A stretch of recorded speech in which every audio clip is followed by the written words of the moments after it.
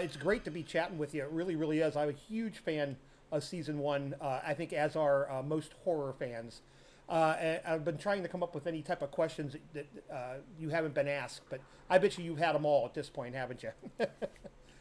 Yeah, a lot of people tend to ask the same questions. I'm excited to hear what you've got.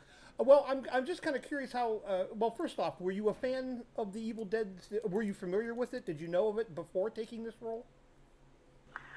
Yeah, I was a fan of the franchise. I'd seen Evil Dead 2 as a teenager, and I was a huge horror fan as a kid, so I knew of the franchise. I'd seen Evil Dead 2, but once I got the role, I binge watched the rest of the franchise. Excellent. So, what did you think then, as a fan, when you found out that this was that Ash was going to return in a series format? What was your reaction to it? I was super excited that it was coming to TV and that fans would have the opportunity to have, instead of a 2-hour movie, they would get 5.5 hours a season. So I was super excited about that. I was also excited that I got to be a part of the franchise. I think we've opened up the franchise, the future of the franchise, to a whole new demographic that may not know about it. And I am part of that.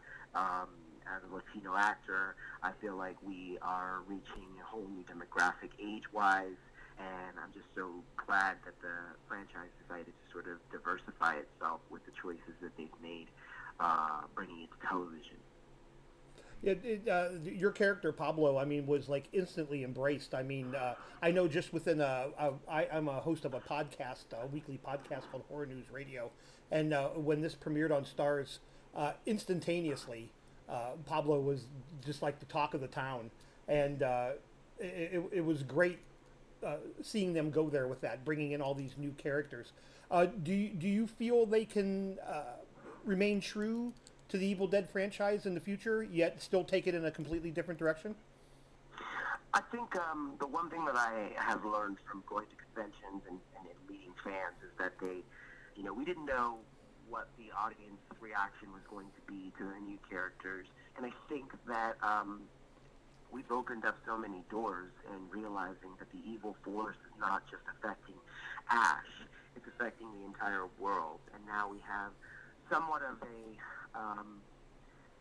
this motley crew of dysfunctional people have come together to form this ultimate monster fighting squad. And it's, you have somebody to sort of look after Ash and care for Ash.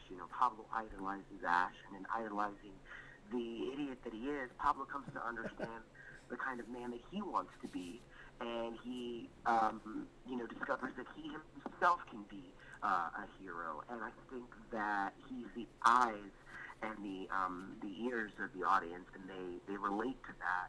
From talking to fans, I think that they relate to, just your normal group of people stepping up to the plate and confronting their inner demons and the demons that they come into contact with along the way, and kicking some evil force ass. Some demon ass, right? Yeah, they want to see. You can't. Here's the real deal. You can't make Ash do all the things that we used to make him do last year. I mean, in the past of the franchise. So we've got all these new people to torture. Sam Raimi tortured Bruce for years, and now we get tortured by the situations that we're in as the newbies that have come to the franchise. And Sam took me into a room right before I got the role and said, "This is your last screen test for the network. These are the questions that I'm going to ask you. Are you ready to go to New Zealand and work hard? Are you ready to be covered in blood?" And I said, "Yeah, I want to be covered in as much blood as possible. I want to run through the wilderness of New Zealand naked, and I want to be chased by deadites all day, every day." And get paid to do it, right? That people, exactly. I mean, it's a really fun job, and I think that I just check off so many things from the list. Again, on this show. It's called classic comedic horror at its best, and I'm truly honored to be part of the future of the franchise. How is it working with Bruce? He seems like he would just be an absolute riot. I've met him at conventions a couple times. He seems really genuine. I mean, I think it seems like what we see on the screen just is kind of who he is. Does that hold true when the camera's off? He, I will say, is always on, and he is always a ham. I think that I think the one thing that transcends between the two, between Bruce and Ash, is that they are impeccable leaders, and I think that they are both icons. And I think that as a newbie to the franchise, I just try to absorb as much as possible from this great leader, because he's had such longevity and he's been around, and he has, managed to stay in people's minds and make an impression. So as a young actor, I idolize him in the ways that Pablo idolizes Ash. And I think that Bruce is a really good guy. He has to have that persona as Ash. He can't be this dry sense of humor guy who has no energy. I mean, he's got to deliver. He's got to give them what they want. He knows how to do that.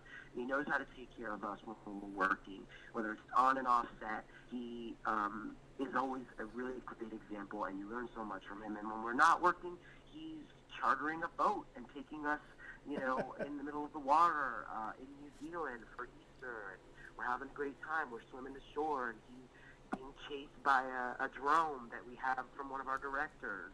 He's just a fun guy, and I don't know if he turns it off at night when he's at home with his wife, but it's on in some form or another every time I'm around him. And I think this weekend we were at a con, Wizard World Con in Chicago.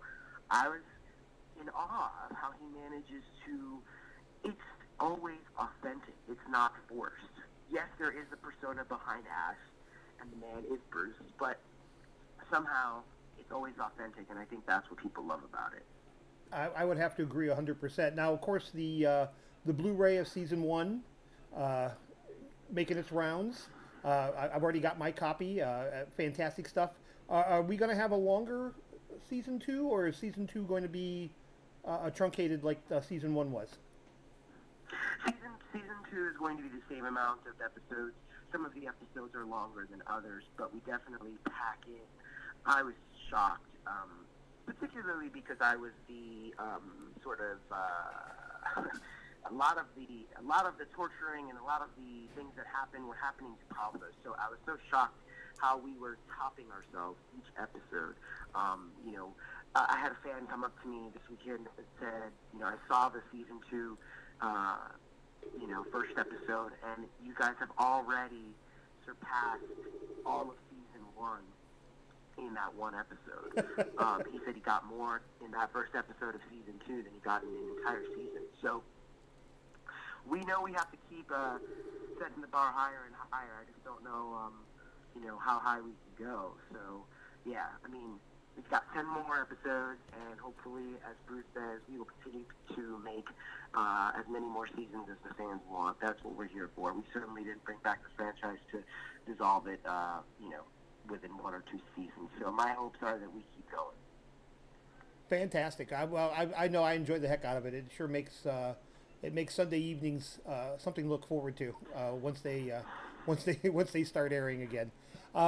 Without giving any spoilers, and you may not be able to answer this actually, but without giving any spoilers, season 2, can you give me any clue of what we can expect other than just more madness? Well, I think, Pablo wants 3 things in life. He wants to, in this Evil Dead world, he wants to stay alive, save the world and be a hero, and get the girl. And all I can say is that at least one of those things happens this season. Excellent. Good answer. Hey, I want to thank you so much for taking the time. I don't want to take too much more of your time. I'll leave you with this. Pablo has been trying to develop his own taglines and one-liners, and the audience will come to hear and understand. I got this. I got this is one of his new slogans. The catchphrase, huh? We just have to wait and see if he actually. We just have to wait and see if he actually has it. I'm looking forward to it. I cannot wait for it. Awesome. Good talking to you. Hey, great talking to you as well. It's been a pleasure. Take it easy. Have a good afternoon. Bye. Bye-bye.